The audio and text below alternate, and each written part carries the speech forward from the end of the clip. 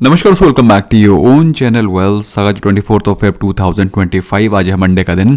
ये वीडियो आप लोग के लिए बहुत इंपॉर्टेंट होने वाला है क्योंकि ऑफ लेट दोस्तों ये बात आपको काफ़ी ज़्यादा सुनाई पड़ रही हो कि वॉरेन बफे इस समय life time high cash holding पर बैठे हुए हैं। वॉरेन बफे की जो कंपनी है बर्कशायर हैथवे इस समय $334 बिलियन के हाईएस्ट एवर कैश होल्डिंग पर बैठे हुए हैं। और ये चीज़ हमने आपको टेलीग्राम चैनल पर अपडेट भी की थी।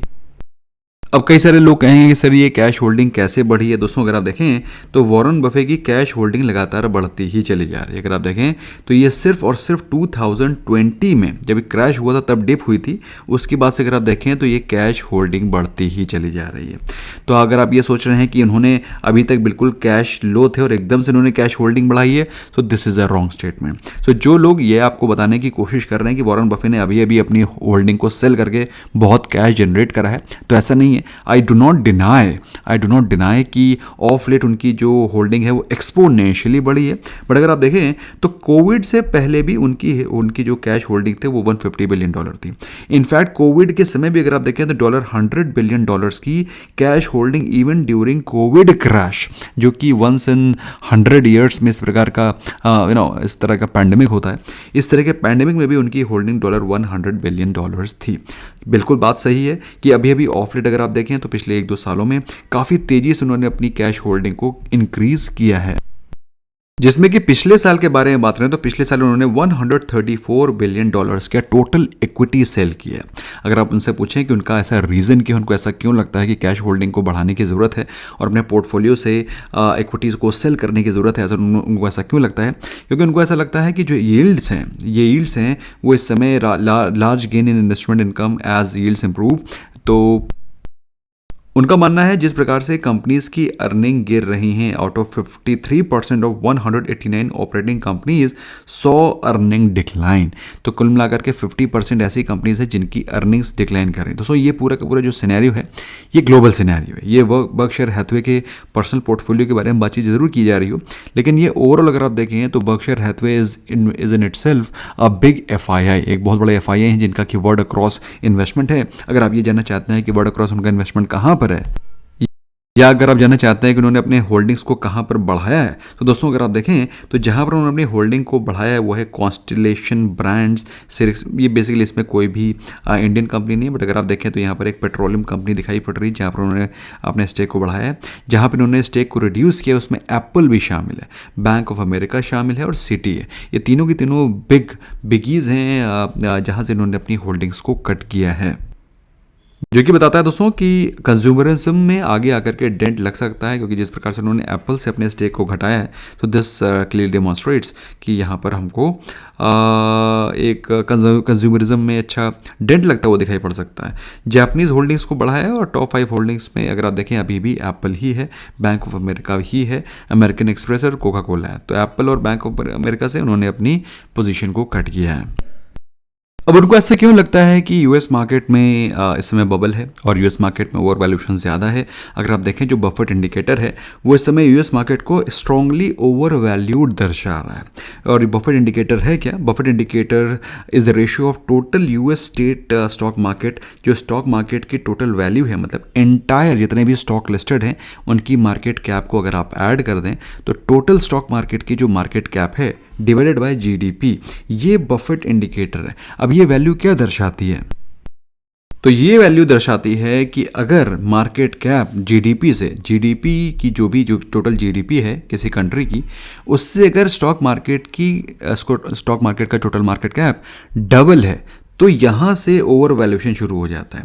इनफैक्ट अगर 1.5 टाइम्स टोटल इंडिया की जो टोटल जीडीपी है और इंडिया की जो टोटल मार्केट कैप है, अगर जीडीपी की 1.5 टाइम्स है, 1.5x है, 150% से ज़्यादा है, तो यहाँ पर ही हमको ओवर वैल्यूएशन होना शुरू हो जाता है।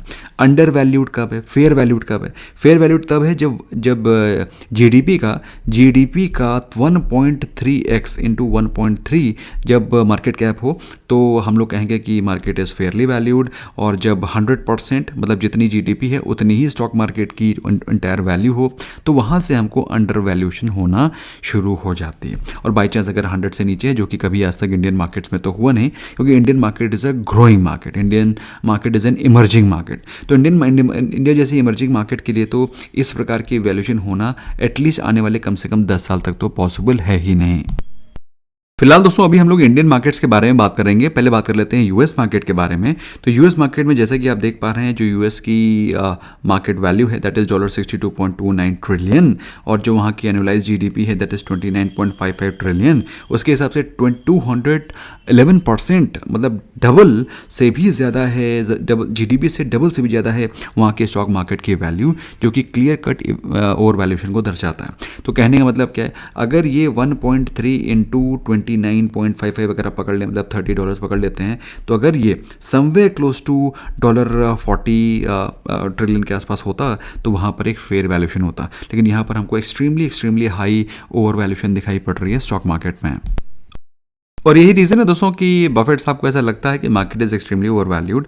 अगर आप देखें तो जो हिस्टोरिकल वैल्यूएशन है, कोविड के समय के बारे में बात कर लें, तो कोविड के समय में market went to as low as historical trend line, इस लेवल के आसपास आने की कोशिश कर रही थी। लेकिन दोस्तों वो कोविड है, मेरे हिसाब से हम लोग को जो फर्स्ट स्टैंडर्ड डेविएशन है वहाँ तक की सर्दी गर्मी रखनी चाहिए। तो अगर आप देखें 2022-2023 में इस स्टैंडर्ड डेविएशन के आसपास मार्केट आया था। और अभी के बारे में बात करें तो यूएस मार्केट काफ़ी इन्फ्लेटेड है और ऑल टाइम हाई के आसपास चल रही है। सो यहाँ से हमें थोड़ा सा मिड टर्म करेक्शन दिखाई पड़ सकता है। अब दोस्तों सबसे बड़ा क्वेश्चन आपके दिमाग में चल रहा होगा कि इंडिया का total market cap versus GDP कैसा परफॉर्मेंस है। So current ratio of total market cap over GDP for India is 113.17%। ये बात है दोस्तों 14 घंटे पहले की, मतलब बिल्कुल ताज़ा डेटा है। अभी रिसेंट 10 ईयर हाई वॉज 139.36। तो यहाँ पर हमारी मार्केट जैसे ही ओवर वैल्यूएशन के जोन पे आती हुई दिखाई पड़ी, वहाँ से ही प्रॉफिट बुकिंग शुरू हुई है। और अगर आप देखें तो रिसेंट 10 ईयर लो वॉज 58.03%, जो कि मेरे हिसाब से हो पाना बहुत डिफिकल्ट है। सो जिन लोगों को लगता है कि यूएस मार्केट से ज़्यादा मार्केट हमारी महंगी है, तो उनके सामने ये आप डेटा मैट्रिक्स अपने फ्रेंड्स के साथ शेयर कर दीजिएगा। तो हमारी मार्केट महंगी है, और मैं फिर से बोल रहा हूँ हमारी मार्केट महंगी ही रहेगी। हमारी मार्केट में ज़्यादा सस्ता होने का, वैल्यूएशन होने के चांसेस बहुत कम है, क्योंकि हमारी मार्केट ऑलरेडी इमर्जिंग मार्केट है, ग्रोइंग मार्केट है। और इंडिया में मार्केट ग्रोइंग होने के कारण वैल्यूएशन हमेशा महंगी ही रहेगी। लेकिन उसके बावजूद भी हमारी मार्केट यूएस मार्केट से काफ़ी ज़्यादा सस्ते वैल्यूएशन पर अवेलेबल है। बस मैं दोस्तों आपको सिर्फ एक चीज़ बोल देना चाहता हूँ कि अभी मार्केट में कितनी गिरावट का स्कोप है, ये मैं डेफिनेटली आपके साथ डिस्कस करना चाहता हूँ। तो अगर आप पिछले 10 साल का डेटा देखें तो निफ्टी 50 कभी भी अगर आप एक एवरेज पकड़ करके चलें तो 20 के नीचे वैल्यूएशन पर नहीं गया। जैसे ही जाता है वहाँ पर हमें सॉलिड बाइंग इमर्ज होकर के आती हुई दिखाई पड़ती है। फिर चाहे वो कोरोना काल की क्रैश हो, या फिर 2015-16 का फॉल हो, या फिर ऑफ लेट 2021-22 में जब कोविड के बाद फिर मार्केट में गिरावट आई थी, उस समय के बारे में बात करें, या फिर प्रेजेंटली अगर आप देखें तो मार्केट अपनी इंडियन मार्केट की जो वैल्यूएशन है वो 20 के प्राइस टू अर्निंग रेशो के नीचे जाती हुई दिखाई पड़ रही है, लेकिन अभी गई नहीं है। जैसे ही 20 के नीचे वैल्यूएशन जाएगा, यहाँ पर मेरे हिसाब से मार्केट में एक बेहतरीन अंडर वैल्यूएशन दिखाई पड़ेगी। लेकिन प्रॉब्लम क्या है दोस्तों, ये है निफ्टी 50 का डाटा। प्रॉब्लम यहाँ पर नहीं है, प्रॉब्लम है मिड कैप और स्मॉल कैप में, जहाँ पर अभी भी ओवर वैल्यूएशन दिखाई पड़ रही है। अभी दोस्तों निफ्टी 50 जो कि इसमें प्रेजेंटली अगर आप देखें तो मात्र 20 के पी के आसपास ट्रेड कर रहा है। टू बी स्पेसिफिक देखें तो 20.4। वहीं मिड कैप और स्मॉल कैप इंडेक्स को देखें तो फिर आपको दिखाई पड़ेगा वहां पर एक साइजेबल ओवर वैल्यूएशन है। अब दोस्तों ये है निफ्टी स्मॉल कैप 250, और निफ्टी स्मॉल कैप 250 का जो प्राइस टू अर्निंग रेशो है वो 28 है। मेरी बात समझ में आ रही है आपको। और वहीं निफ्टी 50 क्या चल रहा है, वो चल रहा है 20 के आसपास, और ये 28 के आसपास। मतलब मोटा मोटा अगर आप पकड़ के चलें तो यहाँ पर हमको करीब करीब 40% ज़्यादा ओवर वैल्यूएशन दिखाई पड़ रही है in small cap 250। Not with standing दोस्तों, जिनको ये लगता है कि स्मॉल कैप इंडेक्स हमेशा महंगा ही होगा, तो फिर आपके लिए बड़ा ही इंटरेस्टिंग डेटा है दोस्तों। ये आप इसको देखें तो फिर आपको समझ में आ जाएगा। 2023 जब हम लोग निफ्टी 50 के बारे में बात कर रहे थे, जब वो 20 के नीचे डिप किया था, वहीं पर अगर हम लोग बात करें स्मॉल कैप इंडेक्स के बारे में, तो 2023 में small cap index dipped as low as, अगर आप देखें तो डिप्ड एज लो एज 17। मतलब समझ रहे हो, जब निफ्टी 50 20 के नीचे गया था तब ये 17 चल रहा था, मतलब निफ्टी 50 से भी सस्ता था स्मॉल कैप इंडेक्स। और यही रीज़न है दोस्तों कि हमको स्मॉल कैप में सॉलिड अपसाइड दिखाई पड़ी थी उसी समय से। From the levels of as low as 8,000 it went to 18,000। समझ में आया क्यों आया था? क्योंकि उस समय स्मॉल कैप इंडेक्स निफ्टी 50 के इंडेक्स से भी सस्ता हो गया था। लेकिन अभी स्मॉल कैप इंडेक्स निफ्टी 50 से 40% ज़्यादा महंगा है। तो इस समय दोस्तों the only thing which I can infer, जो भी मैं इस पूरे के पूरे रिसर्च से, डिस्कशन से इन्फर कर पा रहा हूँ, अज्यूम कर पा रहा हूँ, निष्कर्ष निकाल पा रहा हूँ, वो ये है। सबसे पहले तो दोस्तों Indian markets are not at all overvalued. Indian markets overvalued नहीं है और ना ही आगे चल के इससे ज़्यादा सस्ते होने की उम्मीद है। हाँ, एक बात ज़रूर है कि यहाँ पर हमको निफ्टी 50 में एक साइजेबल करेक्शन होने के बाद निफ्टी 50 एक फेयर वैल्यूशन के आसपास आता हुआ दिखाई पड़ रहा है। वहीं पर हम लोग बात करें मिड कैप और स्मॉल कैप इंडेक्स के बारे में, तो मिड कैप और स्मॉल कैप इंडेक्स अभी भी निफ्टी 50 से ज़्यादा महंगा है, पहली चीज़। दूसरी चीज़, निफ्टी 50 से महंगा होने के कारण और निफ्टी 50 से सस्ता ना होने के कारण हमें स्मॉल कैप और मिड कैप में फ्रेश पैसा जल्दीबाजी में आने की एक्सपेक्टेशन नहीं रखनी चाहिए। It will take some time, जब तक कि वैल्यूएशन कंट्रोल में नहीं आती, जब तक कि वैल्यूएशन एटलीस्ट निफ्टी 50 के एट पार नहीं आती, तब तक यहाँ पर कोई बहुत बड़ा पैसा आने की चांसेस बहुत कम है।